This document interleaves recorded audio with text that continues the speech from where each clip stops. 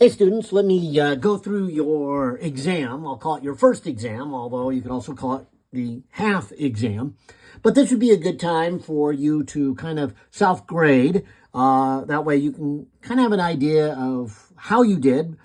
Plus, you can correct any mistakes you made along the way. So I thought that would be good. Let's start here with number one. I printed the exam here, and it says here that we have a 12.5 kilogram block, and it's placed on a frictionless surface. A spring with a spring constant of 123 newtons per meter is then cut in half, and the two halves are connected to the block as shown in this diagram. All right, so looks like we've got the two halves cut in or connected in parallel here. The block is then moved 7¼ centimeters to the left and released from rest, so it begins to oscillate. All right, what is the period of oscillation? Well, let's talk about springs as they're connected. We talked about springs that were connected this way, where you would have K1, and then it hooked to another spring, K2. And then if you hooked something to it, we had this little statement that said, okay, the equivalent spring constant of two springs in series is the reciprocal sum. Whereas if they were hooked in parallel, and it could be hooked on the opposite side or next to each other, but in our problem it hooks there, the total, or equivalent, I guess I should say, is the sum of the two. Okay, so let's try this. Let's talk about the spring that we cut in half. Because, see, what we know is that the total spring, before it's cut in half, so what it's the equivalent of the two halves put together, is 123. That's the statement, the full spring, right? The spring with a spring constant of 123. So thinking of that spring as two half pieces, the two half pieces together get this 1/23. And then, of course, we are cutting them in half, so we can conclude that they're the same spring constant. And so this would then be a common denominator of just K, and then you'd have 1 plus 1, which is a 2. And so maybe I'll put K1/2, meaning this is the spring constant that 1/2 the spring would have. And then notice it is then just doubling the 123. So this is 246 newtons per meter. And so this first step is saying here that if I take a spring, I cut it in half, then each of those two halves, I'll now have two springs. Each of those springs have a spring constant of 246. And then the second part of our discussion here is that, all right, the total, or the equivalent of the two now hooked in parallel, is the sum of the two. And of course, if those two halves are the same, I can just add it together and call 2K1/2, or that's 2 times 246. Let's see, 46. 45 and 45 is 90, so that's going to be a 92 and 492. So it's going to take two steps here, but these two steps then give us the working K value for this system, which then gives us the omega. The omega is the square root of K/M. And so again, that would be equivalent of a one spring with a spring constant of 492. And we divide that by 12.5, we get our angular frequency. So 492 divided by 12.5, taking the square root of that, and we are looking at a 6.27. And so that's our omega. And you might remember this from material from chapter 15, at least I hope you do, or if you didn't quite catch it then, hopefully you're going to catch it now with any mistakes you might have made. But once you know omega, or in this case, once you know k, you know everything. And so starting with part A, which says, what is the period? The period is 2 pi over omega. 2 pi is roughly 6.28. We can check that. And I'm going to divide it by 6.27. So I think we're looking at 1 and at least a 0.0, maybe more. 2 pi, so there's our 6.28, and divide it by 6.27. Yeah, we're looking at 1.002. I'll just do 3 significant figures. And so 1 second is the period of oscillation. And so if we kind of draw a picture, we pulled it over to here, we let it go, and it goes over and comes back. That's 1 cycle. And that's going to take 1 second of time. All right, keep that in mind, because then for part B, where they say, what is the speed when the block is 3 centimeters from equilibrium? And so if here's the equilibrium, 3 centimeters could be maybe right about here or here. Doesn't really say what side it's on. And turns out it doesn't matter. They have the same speed. I know, I should just not say more there, but they have the same speed. And that's just where we use the idea of conservation of energy. Remember, using the principle of conservation of energy for a mechanical problem is the important part when you have like speed connected to position. So speed and position fit together by energy.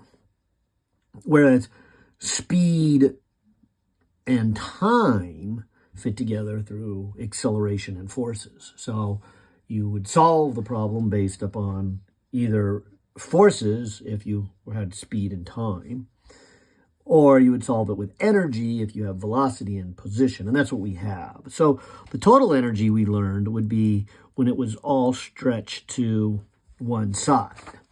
And so whether it's the initial side or over here, at those two extremes right here, the velocity is 0, and so this is the total energy. But also, because energy is conserved, anywhere along its path, like right here where we want to find it, we would say some of its energy is potential energy and some of it is kinetic energy.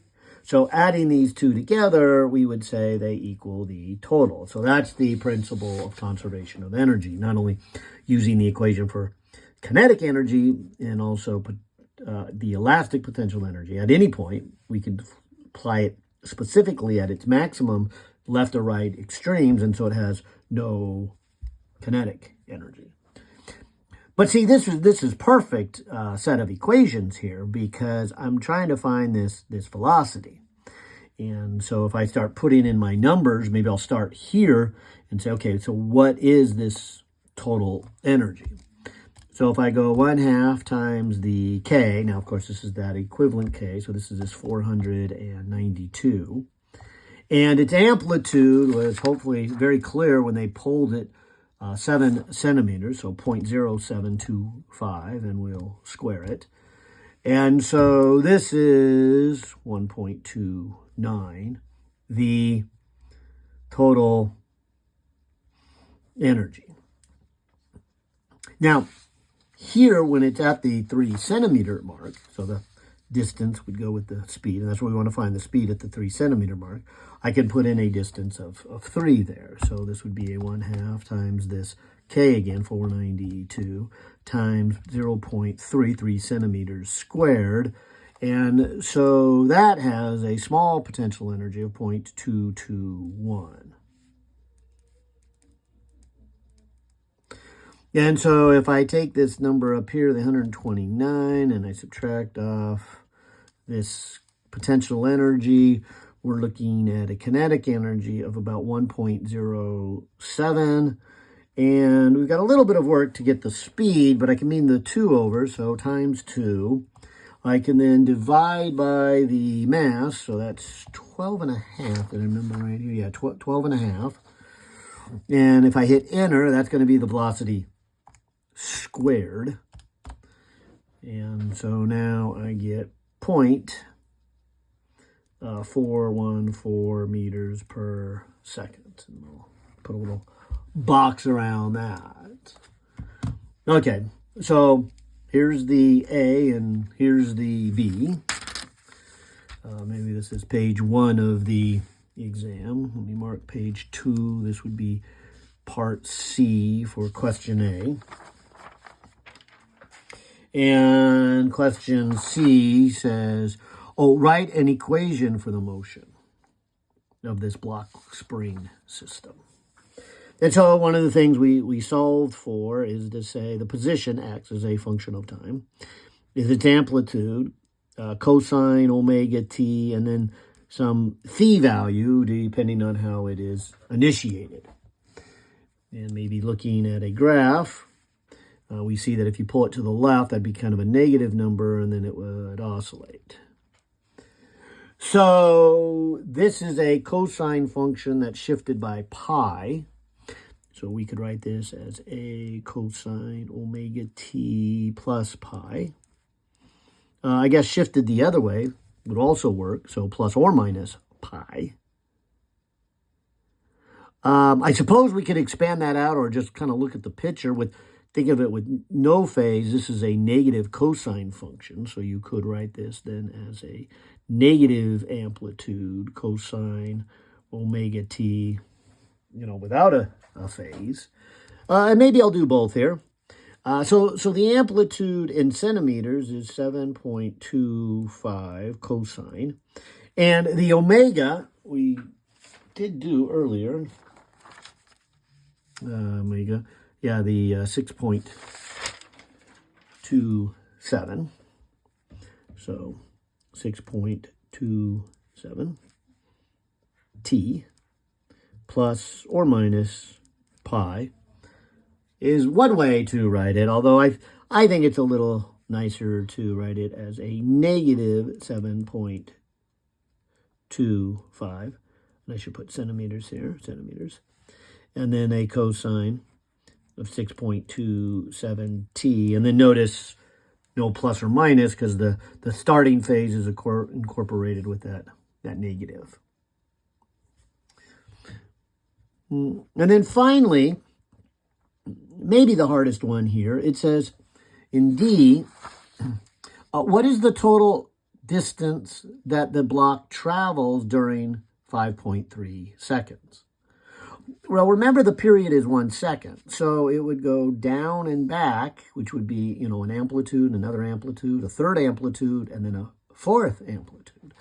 So one oscillation would be 4 amplitude. Let me just write that down. 4 times the amplitude, numerically, would be 4 times, and I'll do centimeters, 7.25, would be 29 centimeters. And this 5 seconds and a little bit more, let me just call it 5 seconds for a moment, would mean it's got to go back and forth 5 times. So if I multiply this by 5, we're looking at 145 centimeters. Now it's going to go a little bit more than that. It's going to go a little bit more by another 0.3 of a second. But at least the first 5 seconds, I know how far it's gone. And so it's going to be starting here. And maybe I should write it on this X and Y and maybe a different color. It's going to be starting right here at the end of 5 seconds. And then my question is, so where is it at 0.3 seconds? I know it's not going to go all the way to here because that would be half a cycle. That's a half a second. And then, of course, half of that is 2.5. So I'm going to expect that it's, maybe, very close to where the earlier question asked about 3 centimeters. And so it'll be positive. So it'll go this whole 7.25 to get to 0 and then go a little bit more. But it definitely won't get all the way over here to the positive 7.25. And then, of course, where it is, I could fairly easily calculate because I could just say, why don't we calculate x when the time is 0.3 seconds? Where is it?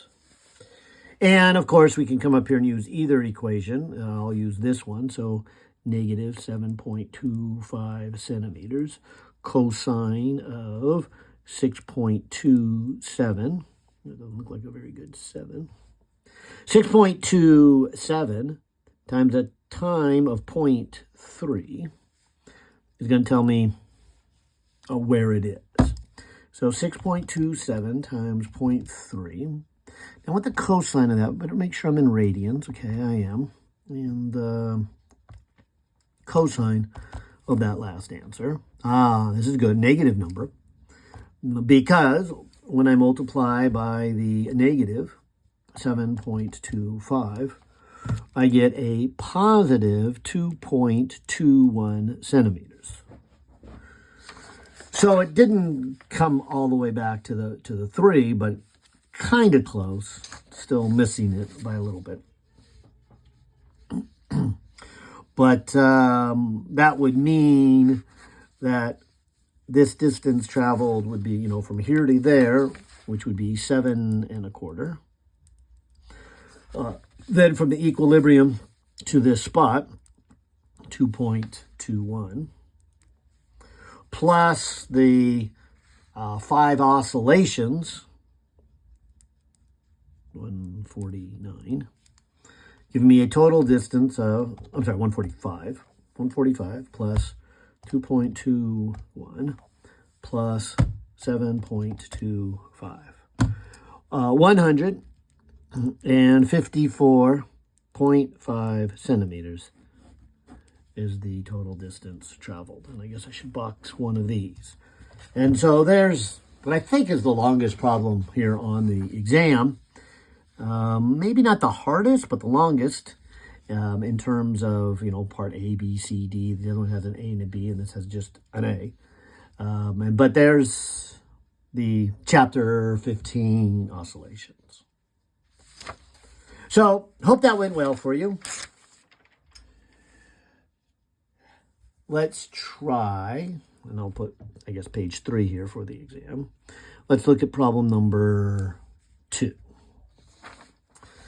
And problem number 2 says that we have a 30-meter long rope that has a mass of 1,000 grams, and it's tied between 2 trees that are 20 centimeters apart and pulled tight to a tension of 75 newtons.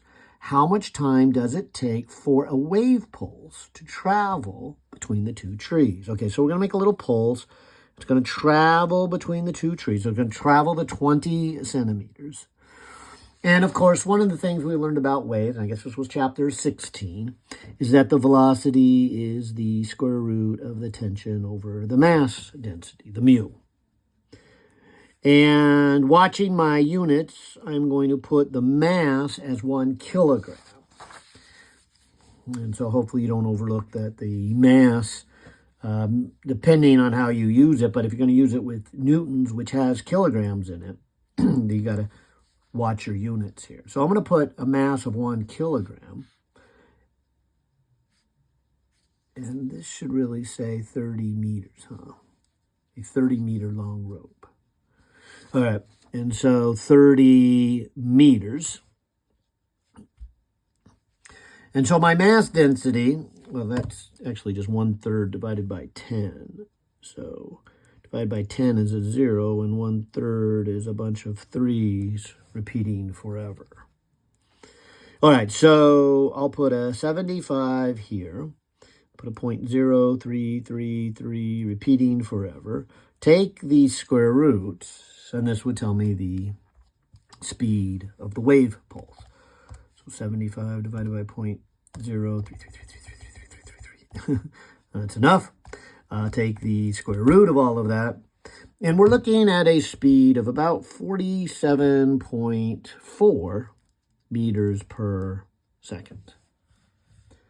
And that's probably the main crutch of this part A of the problem. But I guess we do want to remember, our formula, like distance equals to velocity times time written another way, means time is distance over velocity.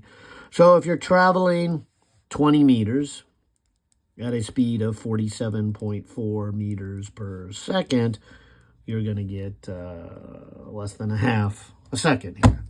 So 20 divided by my last answer is maybe I'll put 0.422.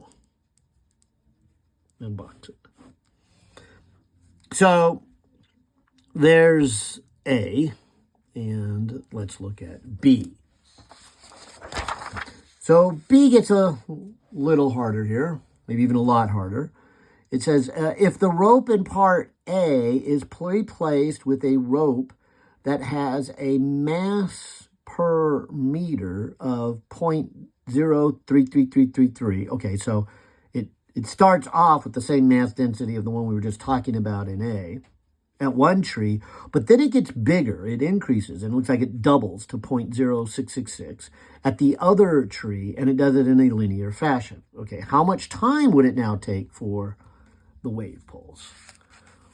Well, hopefully the first thing you say is it would be greater than what it did before, because the mass density is getting bigger. Well, I should have left it down there. Bigger down here in the bottom. That means the quotient's getting smaller. And the square root of that would be even smaller. And so the velocity is getting smaller. So it would start with the same speed, but as it moves along, goes slower and slower and slower than the part A one. And so that's going to result in more time. And it doesn't change by too much of its mass, so I don't know if it's going to really change the time significantly. Well, but enough. You know, yeah, I'll say it changes it significantly. It's not negligible. And so that's why we got to kind of consider this. And we're basically, I'm going to just kind of do the same thing, but I'm not going to have the easy part where the velocity is the same. In fact, maybe I'll start there. We would say then, in terms of calculus, it would travel a small distance dx at whatever velocity it has at that moment, and of course it changes, and during this small time interval. Or like we did here, just writing that, a small time interval would be a small distance divided by the velocity at that instant. And that then is just like this, but on a microscopic level. And so then if you wanted to know the total time, you would say, let's add up, and that's why we have that integral, a bunch of dt's. So if it takes this amount of time to go a little bit of distance, we're going to go and do another microscopic distance, plus another microscopic distance, and another microscopic. If our microscopic distance is, say, 1 micron, 1/1,000,000th of a meter, you know, we would have to take a small distance and get the speed at that time, or that position. That would give us a small amount of time. We'd add it to the next and the next and the next. And if we did that 1,000,000 times, we would have then covered a distance of only 1 meter. So then we have to do it again for the next meter and the next meter and the 20 meters. So we're essentially mentally adding up a small moment in time 20 million times. And when you add those all up, you eventually get the total time, which, again, should be a little greater than the 0.422 seconds. So let's add it up, and in place of dt, I'm going to put dx over v. And then this is where I'll say, now remember, v back here being the square root of t over mu, although this is in the denominator, now becomes the square root of mu over t. And so again, to get the total time, we're going to start at 0 and go to 20 meters. It's going to keep adding up the distances. So we get to our 20 meters. That'll give us the total time. Now, of course, to actually do this, we need to know a little bit about mu, which is its mass density.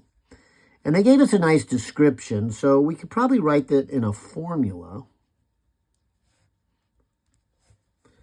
And maybe to start, I'll look at a graph. They said at the first tree, I'll call that x equals to 0, mu is 0.0333. And then it increases in a linear fashion, so I know it's a line,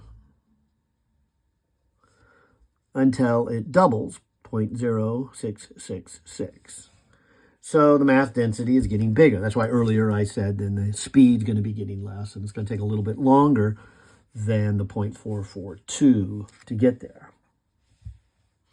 And since the equation for a line, y equals to mx plus b, would look something along these lines, the slope would be the rise over the run. The rise, when you subtract these two, is 0.0333. And the run is during the 20-meter interval. The b, the y-intercept, is 0.0333. And so this is our mu. This is the y-axis. Maybe simplifying it a little bit.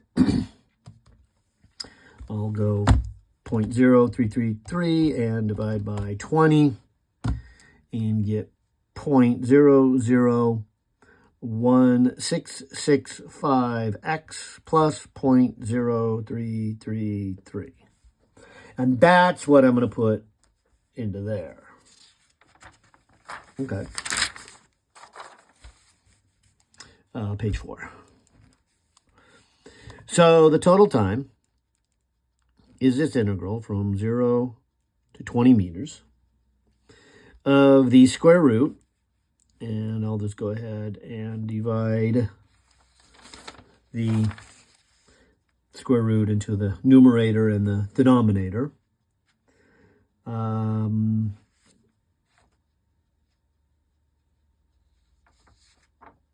Does it say the same tension?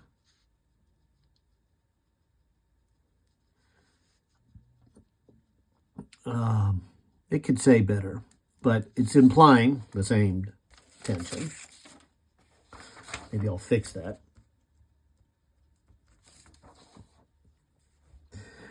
But it'll look something like this. 75 for the square roots. And the mass density is the 0.001665x plus 0.0333.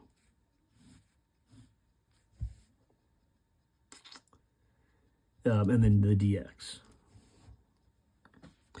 And fortunately, that's a pretty straightforward integral.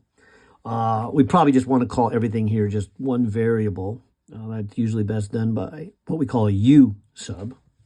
And I just realized that our u sub and our mu might get confused. But mu is the whole equation. And now I'm going to call u that whole equation. So my u and my mu are really the same thing. They look the same. Maybe I should just call them the same. I don't know what's best to do here. I'm going to call it u because I think you're used to taking a physics problem with mu, and then I think you're used to dealing with a math problem with a u substitution. So let's call u the same as mu, which is this 0.001665x plus 0.0333. And then that way my du is 0.001665 dx. And so this equation for total time becomes this. I'll leave the square root of 75 alone downstairs. But now I have the square root of u, or mu. And I'm going to write it then as u to the 1/2 power. And then I can replace the dx right here, I'm going to think of this on the other side, as a du over 0.001665.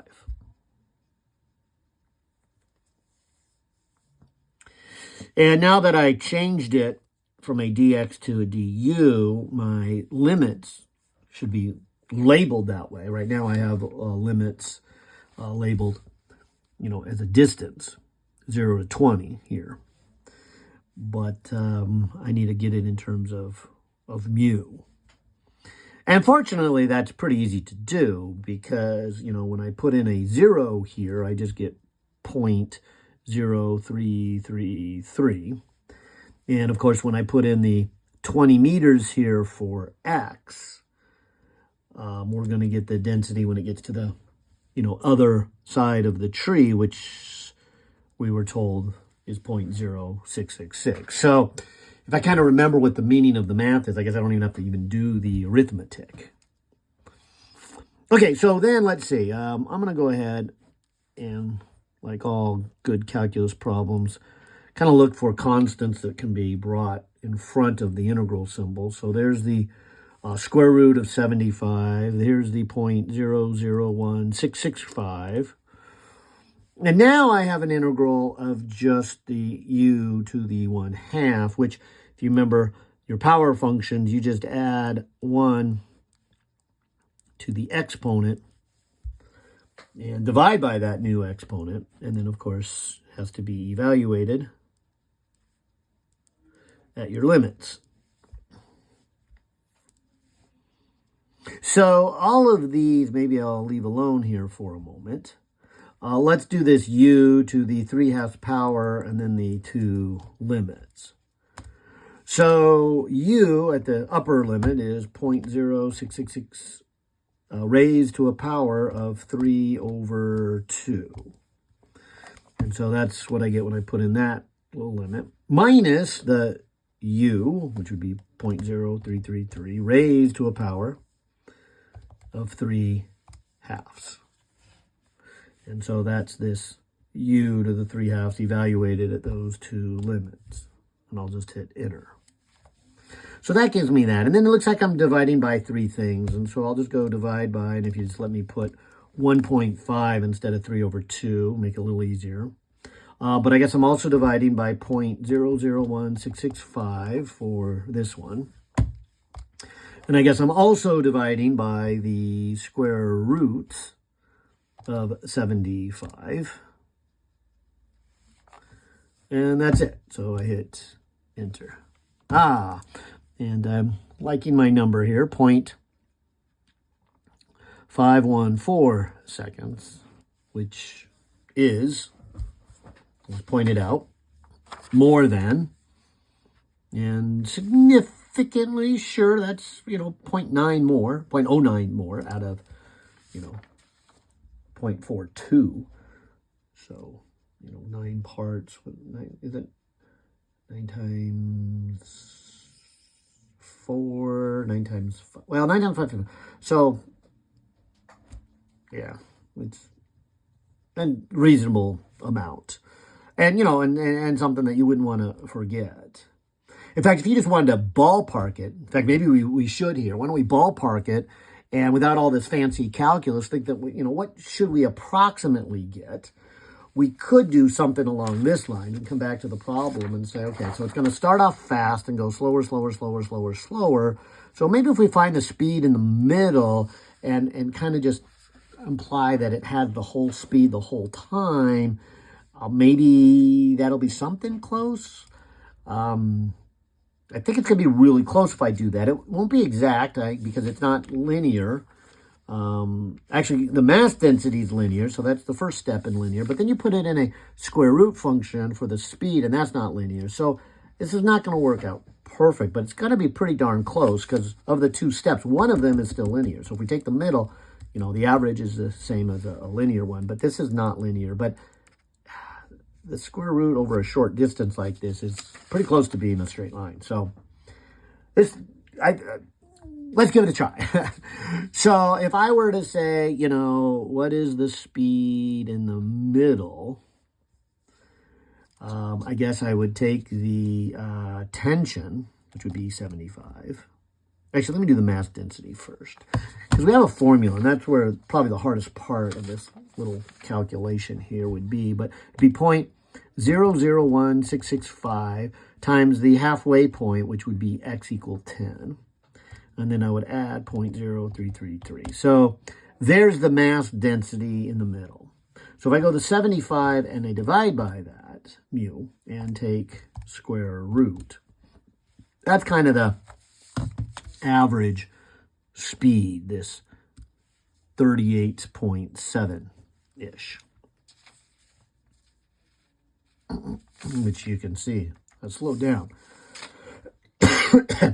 And then if we just kind of say, well, let's just say it traveled that whole 20 meters at that speed, which, again, we know it didn't, but we could just kind of ballpark it here by saying, okay, let's go 20 divided by that speed in the middle.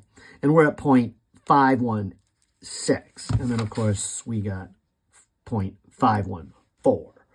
So this is, of course, more accurate, and then this is kind of a rough approximation. So I would say that, you know, if I wanted to take the time out of the test and the busyness of the test, I might pause and say, okay, did I get this one right? I think so.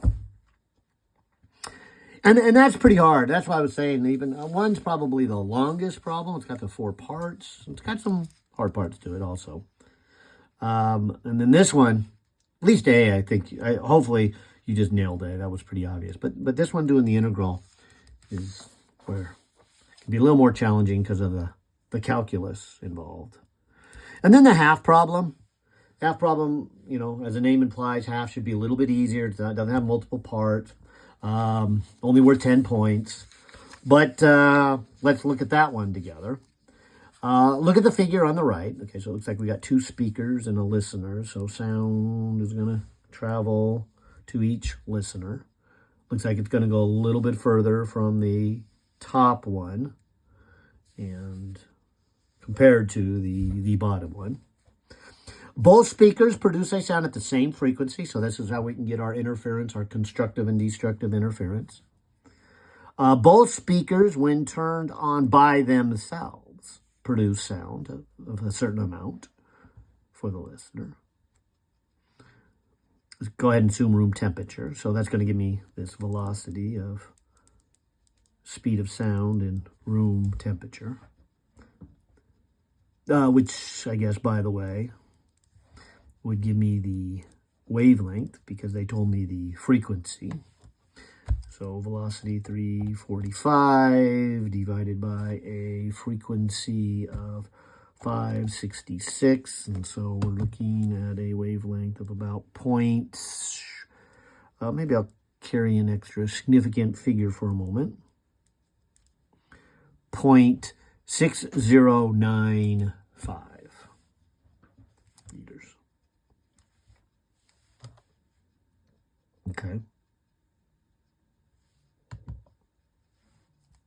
It says when both speakers are turned on, the listener hears an intensity of 0. And so this might be the hard part of the problem. What do you mean? You mean you can't hear anything? Yes. Why? This is our destructive interference. If you ever have a wave looking like this, and so it has a crest, and a second wave comes along, but at that same point, when it hits the listener's ear, is a trough, then we have our destructive interference. In this case, this would be an example of our noise canceling headphones, where we would have some computer monitoring how much sound actually gets in under our earmuffs. We'd put that on the earmuffs, and in the bedding of the, perimeter, or maybe I should say circumference of the headphones, we'd put a little sensor that would pick up the pattern of the sound that actually gets inside. And so that's the part that would go to the listener's ear. But then at the same time, since we have a speaker system, we would play that same music, sound. I shouldn't say music, that'd be noise. Play that same one out of phase and then deadens the sound. Of course, then in addition to that, you also play the music you're trying to listen to. So you have two in a very complicated system of sound coming from your speakers of your headphones. Part of it is canceling off what leaks in from the outside environment. And part of it is the music that you want to hear. And so you hopefully don't hear the outside environment, or at least not by much, depending on the best those could do, depending on the quality and the money you spend on it, but then the sound. All right. And I got off base of this problem, but the ultimate problem then says if this D2 is 12 meters, well, what is the smallest distance of D1? And here's the argument that these two have to be out of phase. That is, if we call this right here D, well, we already got a D2, so let's leave it that way. But this is another path. The difference between those two paths, for it to cancel out, would have to be a half wavelength or 3 half wavelengths. And so let's see, why don't I just call this D3 for a moment?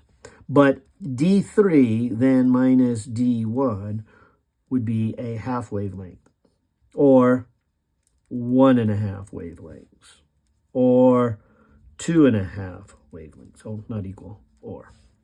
And any of those would result in our destructive interference, would result in a crest lining up with a trough. And of course, as this number gets bigger, that means D3 gets bigger, which means D1 gets bigger. And the problem clearly states what is the smallest value. So let me, cross out all these higher ones.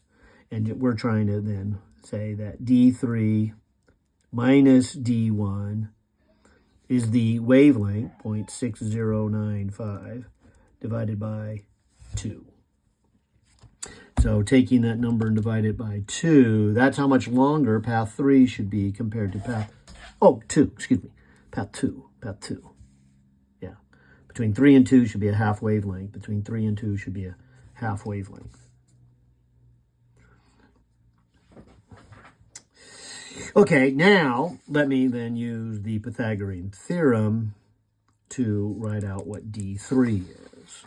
So D3 would be D1 squared plus D2 squared, square root. And then I'm going to subtract the D2. And that has to be a half wavelength, 0.30, what would I get? 48. And maybe I should put in these values, and now we can solve it. So I've got D1 squared. D2 is 12, so if you square it, that's 144. Minus a 12 equals 0.3048.